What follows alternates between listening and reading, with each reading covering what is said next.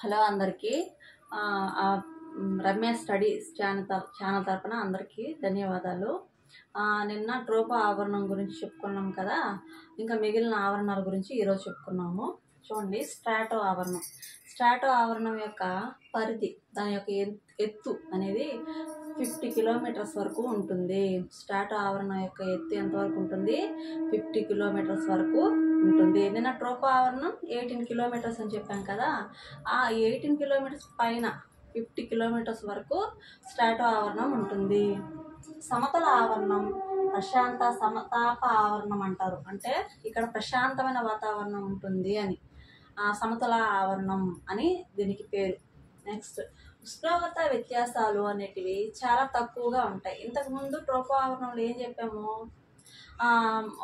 ఉష్ణోగ్రత వ్యత్యాసాలు అనేటివి ఎక్కువగా ఉంటాయని చెప్పాం కదా, ఇక్కడ ఉష్ణోగ్రత వ్యత్యాసాలు చాలా తక్కువగా ఉంటాయి. అందుకని ఇది సమతుల ఆవరణం కాబట్టి విమానాలు ప్రయాణించడానికి అనుకూలమైన ప్రదేశం. ఇందులోనే ఓజోన్ పొర ఉంటుంది. ఏ ఆవరణంలో ఓజోన్ పొర ఉంటుంది? స్ట్రాటో ఆవరణంలో. ఓకేనా? కావున దీన్ని ఓజో ఆవరణం అని కూడా అంటాం. స్ట్రాటో ఆవరణాన్ని ఓజో ఆవరణం అని కూడా అంటాము. నెక్స్ట్, మెసో ఆవరణం. దీని యొక్క ఎత్తు 80 కిలోమీటర్స్ వరకు ఉంటుంది. ఎత్తు ఎంత ఉంటుంది? 80 కిలోమీటర్స్ వరకు. ఉష్ణోగ్రత ఎంత ఉంటుంది? -120 డిగ్రీ సెంటీగ్రేడ్. -120 డిగ్రీ సెంటీగ్రేడ్ అంటే ఏంటి? శీతలం, అతి చలిగా ఉంటుంది అన్నమాట. అతి శీతల పొర ఇది. అంతరిక్షంలో వస్తువులైన ఉల్కలు, తోకచుక్కలు ఉంటాయి కదా, ఈ ఆవరణంలోనికి రాగానే మండిపోతాయి. అర్థమవుతుందా? కాబట్టి భూమి యొక్క రక్షణ పొర, అంటే ఉల్కలు, తోకచుక్కలు డైరెక్ట్గా భూమి మీద పడకుండా ఏ ఆవరణంలో మండిపోతాయి? మెసో ఆవరణంలో మండిపోతాయి. ఓకేనా? థర్మో ఆవరణాన్ని, ఐనో ఆవరణాన్ని ఎక్కడో విన్నట్టుంది కదా, రేడియో తరంగాల్లో చెప్పుకున్నాం కదా. థర్మో ఆవరణం, ఐనో ఆవరణం, ఉష్ణ ఆవరణం అని కూడా అంటారు దీన్ని. రేడియో తరంగాలు అనేటివి ఎక్కడ పరావర్తనం చెందుతాయని చెప్పాము మనము? ఈ థర్మో ఆవరణం లేకపోతే ఐనో ఆవరణంలో. అయానులు అయనీకరణం చెందుతాయి. ఇక్కడ ఏం జరుగుతుంది? అయానుల అయనీకరణం అనేటివి మనం కెమిస్ట్రీలో చెప్పుకునేటప్పుడు చెప్పుకున్నాము. అక్కడ నేను చెప్తాను. కెమిస్ట్రీ టాపిక్ వచ్చినప్పుడు ఆ క్లాసెస్ చెప్పినప్పుడు చెప్తాను. ముందు అయితే చూడండి, అయానుల అయనీకరణం చెందుతాయి కాబట్టి దీన్ని ఏమంటాము? ఐనో ఆవరణం అంటాము. అత్యంత వేడి పొర. ఇదేంటంట? అత్యంత వేడి పొర. ఇది అతి శీతల పొర అయితే ఇది వేడి పొర. రేడియో తరంగాలు పరావర్తనం చెప్పాం కదా, రేడియో తరంగాలు ఏమవుతుంది? ఏ ఆవరణంలో పరావర్తనం చెందుతాయి? థర్మో ఆవరణంలో పరావర్తనం చెందుతాయి. ఎక్సో ఆవరణం, లాస్ట్ ఆవరణం ఏంటి? ఎక్సో ఆవరణం. దీని యొక్క ఎత్తు ఎంత? 1600 కిలోమీటర్స్. దీని ఎత్తు ఎంత? 1600 కిలోమీటర్స్. వాతావరణం యొక్క దీన్ని బాహ్య పొర అంటాం. ఇంతకుముందు అంతర్పొర అని ఒక పొర గురించి చెప్పాము. ఏంటది? ట్రోపో ఆవరణం. తర్వాత బాహ్య పొర ఏంటి? ఎక్సో ఆవరణం. బాహ్య ఆవరణ పొర అనేది ఎక్సో ఆవరణం అయితే అంతర్పొర అనేది ట్రోపో ఆవరణం. దీనిలో పదార్థము ప్లాస్మా స్థితిలో ఉంటుంది. ఏ స్థితిలో ఉంటుంది? ప్లాస్మా స్థితిలో ఉంటుంది. పదార్థం అనేది 5 స్థితులు ఉన్నాయన్నమాట. ఒక పదార్థానికి మనకి ఎన్ని స్థితులు ఉంటాయంట? 5 స్థితులు. అవేంటి? ఘన, ద్రవ, వాయు అనేటివి మనకు తెలుసు. ఘన పదార్థము, ద్రవ పదార్థము, వాయు పదార్థం అనేది మనకు తెలుసు. ఇవి 3 కామన్. కానీ 4th వచ్చి ప్లాస్మా, 5th వచ్చి బోస్-ఐన్స్టీన్ కండెన్స్ స్టేట్. 5 స్థితుల్లో అనేటివి ఒక పదార్థం అనేది 5 స్థితుల్లో ఉంటుంది. ఇంతవరకు క్లియర్ కదా? ట్రోపో ఆవరణం, స్ట్రాటో ఆవరణం, మెసో ఆవరణం, థర్మో, ఐనో లేకపోతే ఉష్ణ ఆవరణం, లాస్ట్ది ఎక్సో ఆవరణం. ఓకేనా? నెక్స్ట్ వచ్చి నన్ను చెప్పాం కదా 7 రకాలు అని వివిధ తరంగాలు. ఇక్కడ వచ్చి 6వ రకం. 6వ రకం ఏంటి? ఎక్స్ కిరణాలు. చాలా ఇంపార్టెంట్ అమ్మా. ఎక్స్ కిరణాలని రాంట్జన్ రాంట్జన్ అని ఆయన కూలిజ్ ప్రణాళిక ఆధారంగా కనుగొన్నారు. ఎక్స్ కిరణాలని రాంట్జన్ అని ఆయన 1895లో కూలిజ్ ప్రణాళిక ఆధారంగా కనుగొన్నారు. వీటిలో 2 టైప్స్ ఉన్నాయి. ఈ ఎక్స్ కిరణాల్లో 2 టైప్స్, మృదు ఎక్స్ కిరణాలు, కఠిన ఎక్స్ కిరణాలు. మృదు ఎక్స్ కిరణాల గురించి చెప్పుకున్నాము.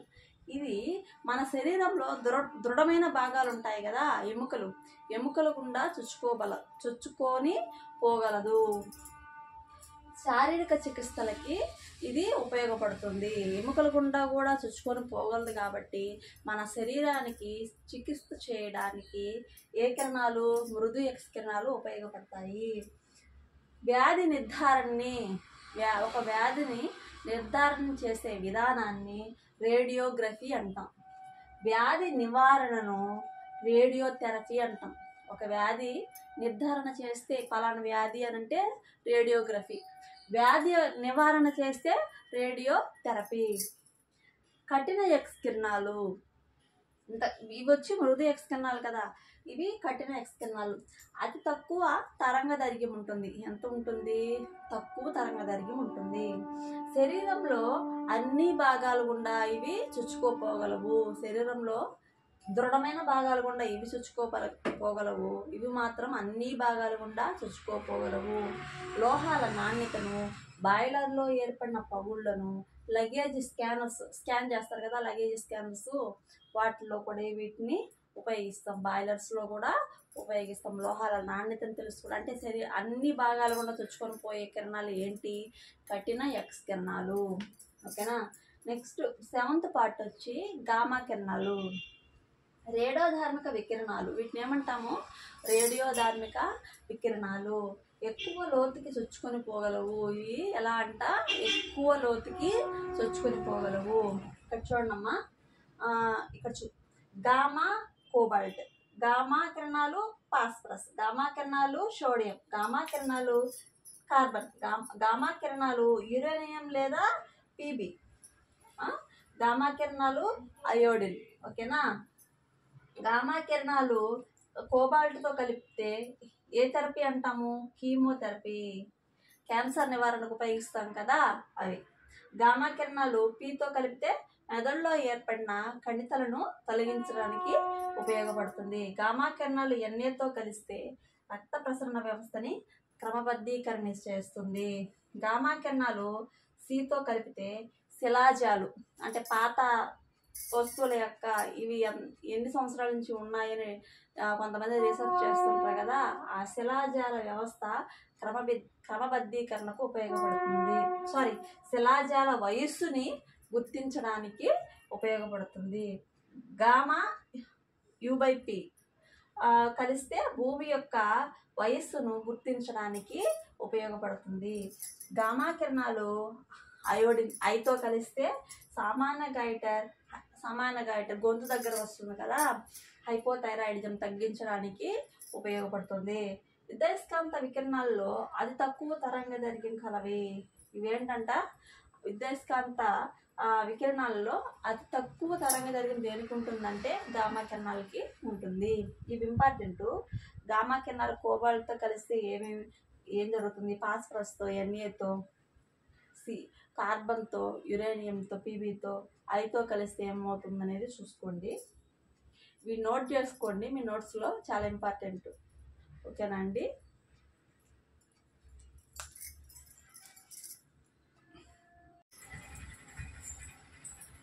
తరంగము యొక్క లక్షణాల గురించి తెలుసుకున్నాము. తరంగము లక్షణాలు, దానికి 4 లక్షణాలు ఉంటాయి. దేనికి? తరంగానికి 4 రకాల లక్షణాలు ఉంటాయి. ఫస్ట్ వన్ చూద్దాము. ఫస్ట్ వన్ వచ్చి తరంగ దైర్ఘ్యం. ఏదైనా ఒక వస్తువు లేదా వ్యవస్థలో 2 వరుస కణాల మధ్య దూరాన్ని, ఇంతకుముందు మనం ఎక్కడో విన్నట్టున్నాం కదా, ప్రస్పందన అస్పందన స్థానాలు, అనుదైర్ఘ్య తరంగాలు, తిరిగి తరంగాల్లో 2 వరుస కణాల మధ్య దూరాన్ని ఏమంటాము? తరంగ దైర్ఘ్యం అంటాము. దీన్ని లాంబ్డా అనే అక్షరంతో సూచిస్తాం. దీన్ని ఎలా కొలుస్తాము? సెంటీమీటర్లో అన్నా కొలుస్తాము, మీటర్లో అయినా కొలుస్తాం. రెండు వరుస కణాల మధ్య దూరాన్ని తరంగదైర్ఘ్యము అంటాము. దీన్ని లాంబ్డా అనే అక్షరంతో సూచిస్తాము. దీన్ని ఎలా కొలుస్తాము? సెంటీమీటరా, మీటర్లో కొలుస్తాం. నెక్స్ట్ వన్ వచ్చి తరంగ వేగం. ధ్వని తరంగాల ప్రసరణ అనేది గాలిలోని కణాలు అటు ఇటు కదలడం వలన జరుగుతుంది. ధ్వని తరంగాల ప్రసరణ ఎలా జరుగుతుందంట? గాలిలోని కణాలు అటు ఇటు చలించడం వలన అని ఎవరు చెప్పారు? పైథాగరస్ చెప్పారు. పైథాగరస్ మొదట దీన్ని విశ్లేషణ చేశారనమాట. నెక్స్ట్ గాలిలో ధ్వని వేగాన్ని కనుగొనడానికి ప్రయత్నించింది సర్ ఐజాక్ న్యూటన్. గాలిలో ధ్వని వేగాన్ని కనుగొనడానికి ప్రయత్నం చేసింది ఎవరు? Sir Isaac Newton. ధ్వని వాయు తరంగాలు శూన్యంలో ప్రయాణించవు. శూన్యంలో ఏవి ప్రయాణించవు? ధ్వని వాయు తరంగాలు శూన్యంలో ప్రయాణం చేయవు. స్పేస్లో మన వాయిస్ మనకి వినపడదు, తెలుసు కదా. అది అక్కడ ఏంటది? శూన్య ప్రదేశం. అక్కడ వాయిస్ మనకి వినపడదు. ఆ శూన్యంలో ధ్వనివేగం ఎలా ఉంటుంది? 0 మీటర్ పర్ సెకండ్. ధ్వనివేగము ఘన పదార్థాల్లో అధికంగా ఉంటుంది, ద్రవ పదార్థాల్లో మధ్యస్థంగా ఉంటుంది, వాయువుల్లో తక్కువగా ఉంటుంది. ధ్వనివేగం ఎలా ఉంటుంది? ఘన పదార్థాల్లో ఎక్కువ, తక్కువ వచ్చి వాయు పదార్థాల్లో, మీడియంగా ఉండేది ద్రవ పదార్థాల్లో. ఇక్కడ చూడండి, గాలిలో ధ్వనివేగము ఎంత ఉంటుంది? 330. ఇది ఇంపార్టెంట్ అమ్మా. గాలిలో ధ్వనివేగము 330 మీటర్ పర్ సెకండ్. ఎందుకు ఇంపార్టెంట్ అంటే ప్రాబ్లమ్స్ చేసేటప్పుడు దీన్ని యూజ్ చేస్తాం. గాలిలో ధ్వనివేగము 330 మీటర్ పర్ సెకండ్. గది ఉష్ణోగ్రత వద్ద ధ్వనివేగం ఎలా ఉంటుంది? ఇంట్లో హౌస్లో 343.5 మీటర్ పర్ సెకండ్. నీటిలో ఎంత ఉంటుంది ధ్వనివేగము? 1454. సముద్రపు నీటిలో 1484 మీటర్ పర్ సెకండ్. నెక్స్ట్ ఇనుములో ఎంత ఉంటుందంట? 5120. వజ్రం, ఇది అత్యధిక ధ్వనివేగం కలిగిన పదార్థం ఏంటి అని అంటే వజ్రంలో ఎంత ఉంటుంది? 12,000 మీటర్ పర్ సెకండ్. రక్తంలో, మన బ్లడ్లో ధ్వనివేగం ఎంత ఉంటుంది? 1570 మీటర్ పర్ సెకండ్. ఇవి నోట్ కొంచెం అబ్జర్వ్ చేయండి, చాలా ఇంపార్టెంట్ అన్నమాట. మనము ప్రాబ్లమ్స్ చేసేటప్పుడు వీటిని యూజ్ చేస్తాము. ఓకేనా? ఘన పదార్థాల్లో ధ్వనివేగానికి ఫార్ములా ఉంది.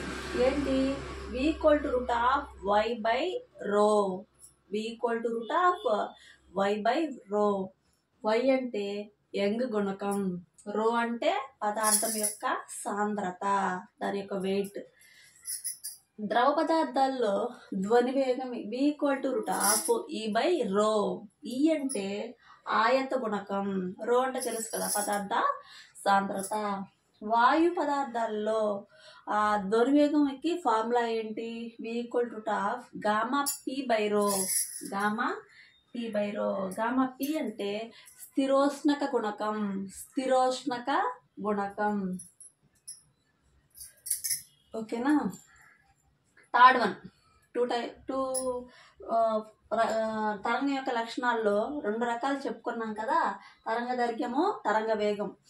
థర్డ్ వన్, మూడో రకం ఏంటి? పౌనఃపున్యం. ఒక తరంగానికి పౌనఃపున్యం ఏ విధంగా ఉంటుందో చూద్దాం. ఒక వస్తువు ఒక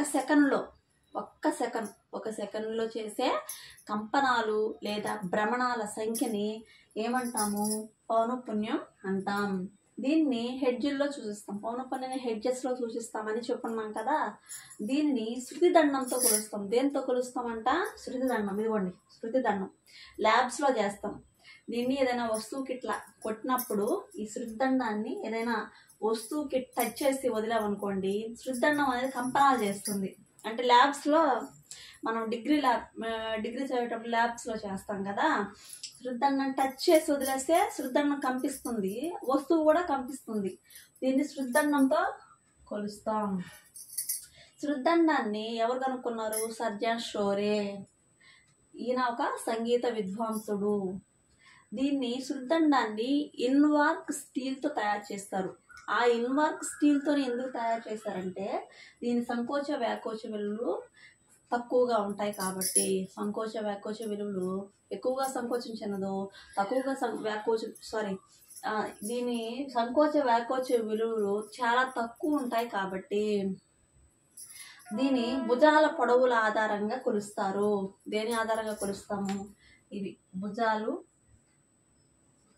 భుజాల పొడవుల ఆధారంగా ఇవి భుజాల పొడవుల ఆధారంగా కొలుస్తాము. శృద్దండం అయితే ఇది 2 భుజాలు. నెక్స్ట్ దీంట్లో ఆవర్తన కాలం అని ఉంది. ఆవర్తన కాలం పౌనఃపున్యం యొక్క విలోమం, వ్యుత్క్రమం, విలోమం, ఇన్వర్స్. పౌనఃపున్యం యొక్క వ్యుత్క్రమాన్ని ఆవర్తన కాలం అంటాము. చూడండి, ఒక వస్తువు వేరొక వస్తువు చుట్టూ ఒక పూర్తి భ్రమణం చేయటకు పట్టే కాలాన్ని ఆవర్తన కాలం అంటాము. ఇది ఒక డెఫినేషన్. పౌనఃపున్యం యొక్క వ్యుత్క్రమాన్ని కూడా ఆవర్తన కాలం అంటాం, అదొక డెఫినేషన్. శృద్దండం ఇది కూడా మనం ల్యాబ్స్లో చూస్తాము. ఈ శృద్దండాన్ని ఇట్ట లాగి ఈ సైడ్కి లాగి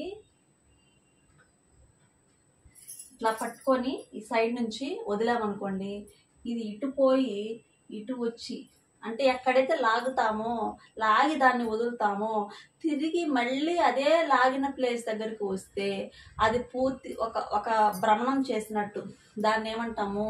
ఆవర్తన కాలం అంటాము. ఒక వస్తువు వేరొక వస్తువు చుట్టూ ఒక పూర్తి భ్రమణం చేయడం పట్టే కాలం ఆవర్తన కాలం. F = 1/T తెలుసు కదా. అంటే ఆవర్తన కాలం యొక్క వ్యుత్క్రమం అన్నా పౌనఃపున్యం అవుతుంది, లేకపోతే T = దీన్ని 1/Fగా కూడా రాయొచ్చు. T = 1/F. ఆవర్తన కాలం యొక్క వ్యుత్క్రమం పౌనఃపున్యం అవుతుంది. పౌనఃపున్యం యొక్క వ్యుత్క్రమం అంటే వ్యుత్క్రమం అంటే ఏం లేదమ్మా, ఇన్వర్స్. అంటే ఫిజిక్స్లో దాన్ని వ్యుత్క్రమం అంటాం అంతే. దాని యొక్క టర్మినాలజీలో వ్యుత్క్రమం అంటాం. ఇన్వర్స్ విలోమం. చూడండి, ప్రాబ్లమ్స్ ఇచ్చారు. ఒక సైకిల్ చక్రం 2 సెకండ్లలో 60 భ్రమణాలు చేస్తుంది. 2 సెకండ్స్లో 60 భ్రమణాలు చేస్తుంది. దాని పౌనఃపున్యం ఫార్ములా ఏంటి? పౌనఃపున్యం అంటే ఏంటి? 1 సెకండ్లో చేసే కంపనాలు కదా. ఇప్పుడు దీని నుంచి 1 సెకండ్లో చేసే కంపనాలు = 60/2. 2 సెకండ్లకి 60 భ్రమణాలు చేస్తే 1 సెకండ్ అంటే కదా పౌనఃపున్యం. 1 సెకండ్కి ఎన్ని భ్రమణాలు చేస్తుంది? దీన్ని 60/2 30 హెడ్జెస్. పౌనఃపున్యం దేంతో సూచిస్తాము? హెడ్జెస్లో సూచిస్తాము. 2 సెకండ్లకి 60 భ్రమణాలు చేస్తే 1 సెకండ్కి 60/2, 60లో సగం. ఒక పరమాణువులో ఎలక్ట్రాను 3.5 సెకండ్స్ భ్రమణాలు 140 చేసిందనమాట. అంటే 3.5 సెకండ్స్లో 140 భ్రమణాలు చేస్తే 1 సెకండ్లో ఎంత చేస్తుంది? 140/3.5 1400/35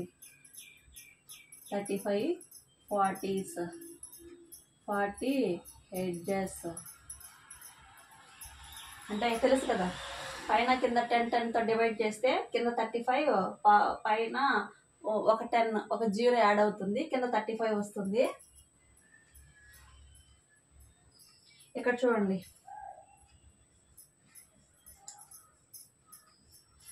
500 హెడ్జెస్ల పౌనఃపున్యంతో భ్రమణం చెందే ఒక వస్తువు యొక్క ఆవర్తన కాలం ఎంత? T చెప్పాం కదా, T = 1/F. 1/F అంటే 1/F అంటే ఎంత? 500 హెడ్జెస్. దీని ఎంత? 0.002 హెడ్జెస్. అర్థమవుతుందా? 1 సెకండ్లో కనుక్కునేది పౌనఃపున్యం అవుతుంది. ఆవర్తన కాలం అంటే పౌనఃపున్యం యొక్క విలోమం. T = 1/F కాబట్టి 0.002 హెడ్జెస్. ఓకేనా? రేపటి క్లాస్లో మిగతావి ఎక్స్ప్లెయిన్ చేసుకున్నాము.